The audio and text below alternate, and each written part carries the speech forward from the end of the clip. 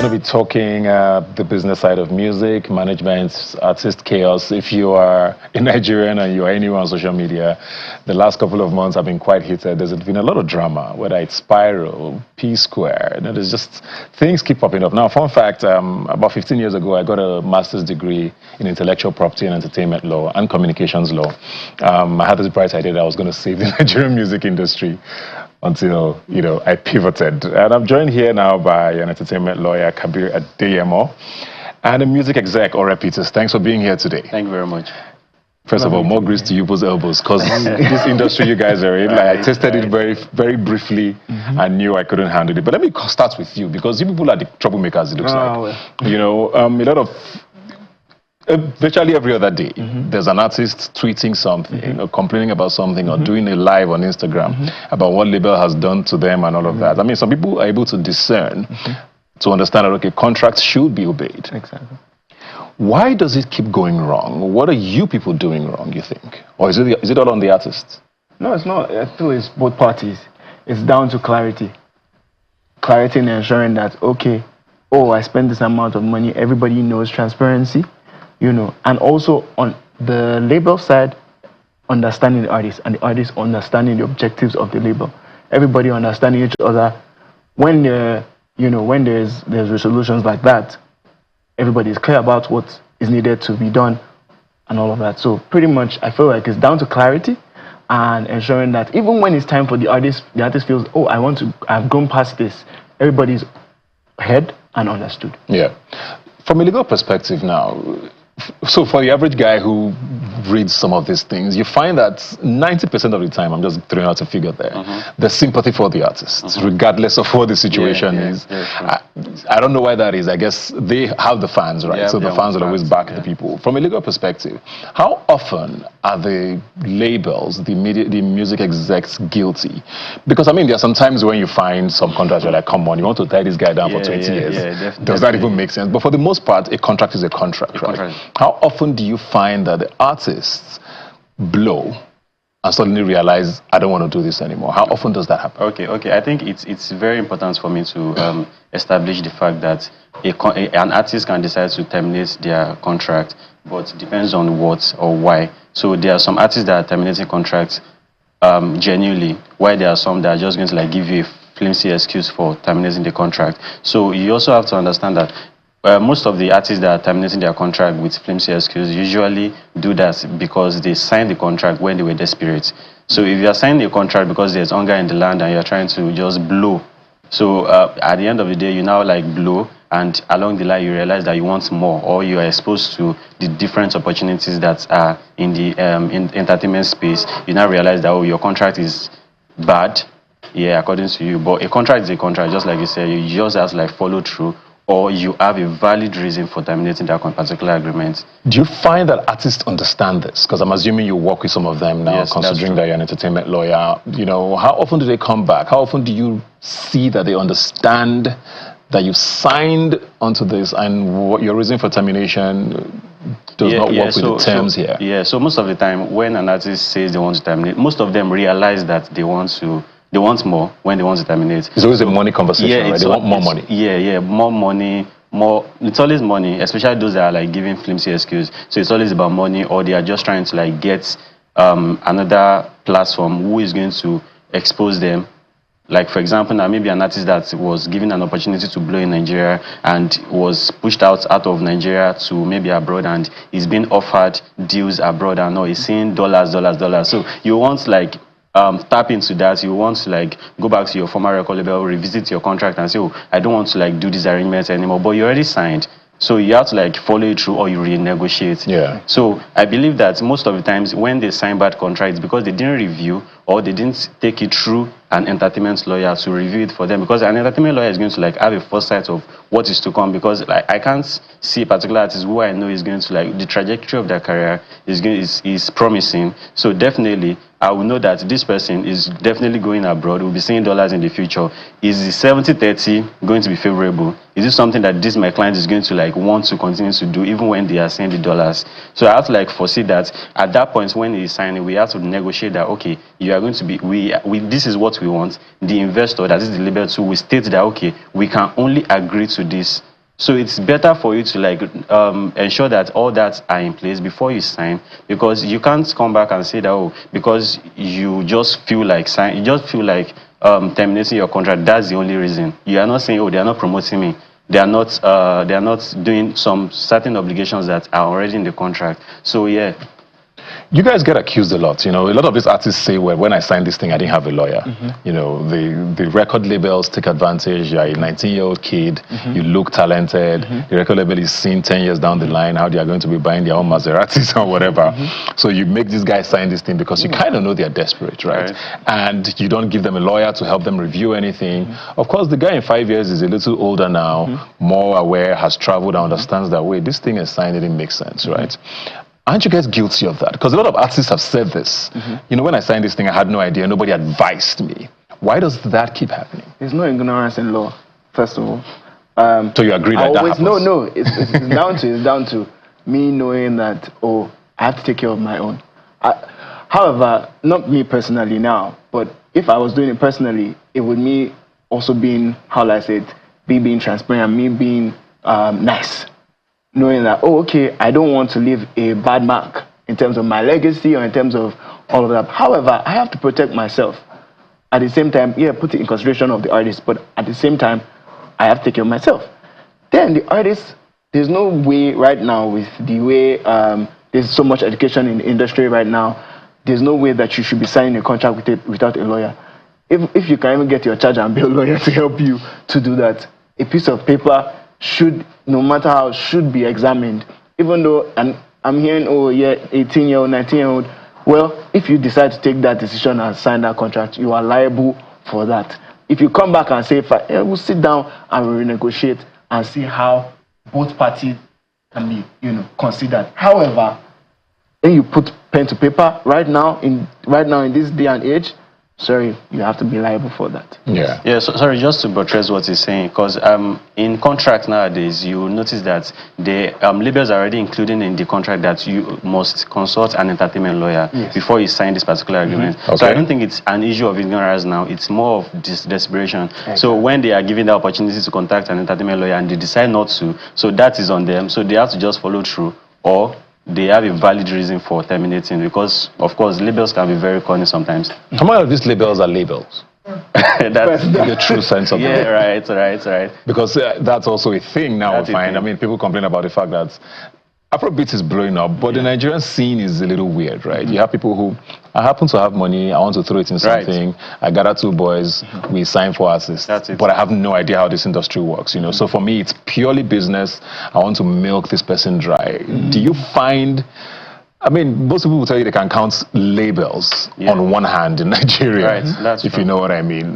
How often do you, I mean, when you meet situations like that, does it matter? Do you find that these artists also know what they're walking into, really?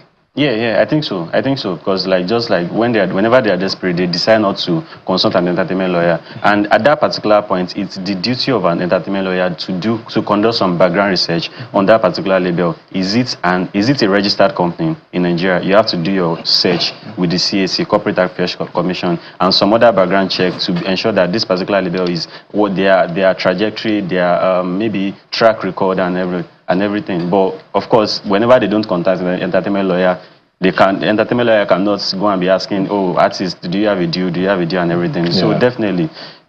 One of the most recent ones now is Spyro, who had this interview that has been scattering everywhere. Everybody's trying to do a rebuttal and all of that.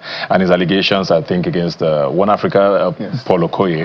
And I think he said something about how he didn't make a dime, the label didn't do anything for him. He was even spending money on his own things that were supposed to help his music and all of that. I mean, Paul Okoye came out and put out a rebuttal saying, with receipts, up to 12 million naira of how much he spent on him. And I guess the question I want to ask is, what do labels owe artists, in situations like this? Because I hear this all the time. Oh, I wanted a house and a car and whatever it is, and they didn't give it to me. Or we're not even paying for my studio time. Something as basic as studio time should be labels. I want to believe. I mean, maybe you clarify with me. What do labels owe? And sorry to be more direct with this situation. I'm sure you saw Paul Okoye's response. Does that qualify as something being done for the artist? I mean, first off, there's evidence. As Bono Boy would say, there's evidence. What I'm obligated to do for you is written in the terms of the contract. Oh, promotion, recording of music, all of that. If I don't deliver on that, well, you can go to the court of law. It's there. We can hash it out there. However, if I do all of that and I have evidence, that's the thing. Most of these guys usually don't have. The artists are just spending. Oh, they're taking it to do promo. You are there. They give you stylists. They give you clothes. They do all of those things. And then you just magically, because all artists pretty much want to do is just, oh, I just want to record and perform. Any other thing aside from that is, nothing to them. So when the label does all these things and has evidence in terms of bank transactions and all of that, well, they are going to win. But if you as an artist don't keep documentation of all these things and you just expect, oh, the label is just meant to wave a magic wand and make all of this happen. Did you check your contract? Did you see what the obligations they are owing to you? If you don't do that, then I feel, then it's ignorance. There's no ignorance, I said, in law. So it's very important that artists are well educated. And shout out to like the MBA, platforms like Music Business Africa, even down to even the labels also educating their artists. Artists right now, labels right now who understand how big Afrobeats are also putting work into educating their artists, because nobody wants to be dragging themselves on on Twitter or any other platform. We want to ensure that business is done. I owe this to you and I give you that. Yeah. Two scenarios that I think have broken Nigerians' hearts the most. The whole P-Square drama. It's one family. Right. The label is inside the house. 3 brothers, but they've been going on now for almost a decade. Yeah. They come back, they scatter, they come back, they scatter. Right. There was even drama recently with Darko, I believe, yes. With a particular song about who's supposed to license and all of that. Second scenario, I don't know how confirmed that is the situation between Olamide and Asake. Everybody's confused because they looked... And that's one label that a lot of people have seen artists live very peacefully over time. People come 2-3 years, they're out. Yeah. And this seems a little different. I don't know how much you know about these situations, but what do you think goes wrong in those places or has gone wrong in situations like that? Well, talking about Olamide and Asake, I don't know what is going on with them, but like we thought you had gist. But just as an entertainment lawyer, I can decipher some things. Yeah. Because like we see all these kind of scenarios every day when an artist will say, oh, they want to like leave a label because of one reason or the other. So the other time that I mentioned that it could be valid or invalid. So where it is valid, of course, they are always in the terms of the contract that okay, this is your mode of exit, because upon entry you have to like know to exit. If you are signing a contract that does not stipulate your exit, it is a bad contract. So you can't be with the label for life. So for an artist who does not have a valid reason, of course, the label, the investor, can decide to take it up by going to court of law to maybe to clarify the issue or test the power of the law and everything to make sure that they force or they mandate this particular artist to fulfill their time of the contract. Maybe he owes them a 3rd album, a 4th album or something. They have to like take it to the court to make sure that this person actually does what is inside the contract. Of course, I don't know the terms of their fights or their issues and everything, but of course this is the general view of what I can think as an entertainment lawyer in that particular scenario. I want to talk about, yes, the labels always turn out as the bad guys in the court of public opinion, like I said earlier, because the fans sort of go with the artist, right? Maybe this is to both of you, because we've always said there's no structure. What does this structure look like to a point where labels are actually maybe a little more protected and artists know that they are bound by these things? Is there a way around this? Okay, so a label that has a structure is going to be registered one. Is going to make sure that they have a team, a working team, because you can't be the CEO of the label and also be acting the role of the manager, and also be prognosing into the work of A&R or producer or something. You have to make sure that you have. Some people are all of them. Yeah, right. So you have to make sure that you have like different professionals to handle these things. You as the CEO is just there to for the administration and to make sure that everything is going on smoothly. So that is the structure. So, and also like the internal one is the transparency with your artist. You have to make sure that you are being transparent enough with their money, because anything that has to do with money money, as a normal Nigerian, you won't take it lightly with your fellow man. So it's very important for you to like be transparent enough, show them, okay, these are the things that we are making, the statement of accounts. Make sure that everything is intact, and they can see it. If they now have issue, I mean the artists, if they now have issue after you have been doing all these things, that means the problem is with them. What's an example of a record label in Nigeria for you? Maven. I expected that answer. Because that's the only name I keep hearing. Yeah, it's Maven, but at the same time, there are different structures for different labels type of, if you go to YBNL now, it's a different type of, operation.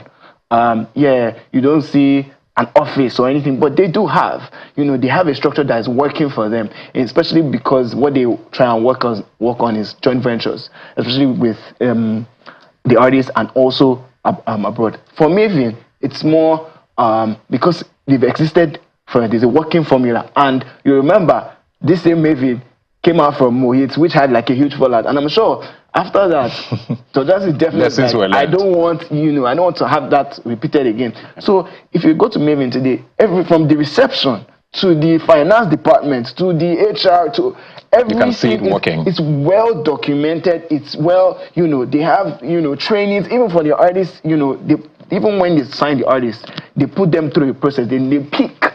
They pick the person that they're going to sign, and they put them through processes. This is, these are global practices that should be encouraged and should be done in order to even for them to take the music business very seriously. Imagine me, after those two, I can't count. I mean, in the past you had EME, which I would say I would give a big thumbs up to. You had EME and Kenny's Music, Chocolate City. Yes, Chocolate City is also an incredible label. I mean, shout out to Abuchi and IB there. They're doing incredible job, and you can see the successes that they've had. You don't see the artists coming out to come and do, One sentence from both of you very quickly. What does the future look like for the Nigerian, I don't want to say Afrobeats because it's more than Afrobeats, the Nigerian music industry, the business side of it? What does it look like? Are we losing it, you think? Very quickly. We're winning, and because of how vast everybody's running away. Everybody's running away, but the thing is, as people are running away, more talents are being introduced into the system, and that is why proper artist development should be done. There should be proper scouting and all of that, but I really feel that it's going to be even bigger in the next 10 years. Yeah, I think we are actually getting there because we are already there with the likes of our top stars who are already like championing the Afrobeats that I didn't want to mention so to the world and everything. So like our music has gone global and we are being offered a lot of contract, different deals and everything. So of course we are championing like different acts every year. Like we are blessed with different talent, lots of talents in Nigeria. So definitely, we are there already, and the global space is not ready for us.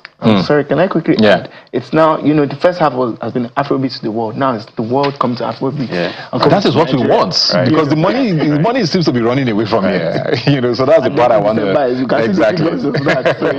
Well, thank you very much. I mean, I wanted to find out how streaming has affected, the whole label format in Nigeria, but I guess we'll talk about that some other time. Thanks a lot for joining us. Don't just stand there teasing me.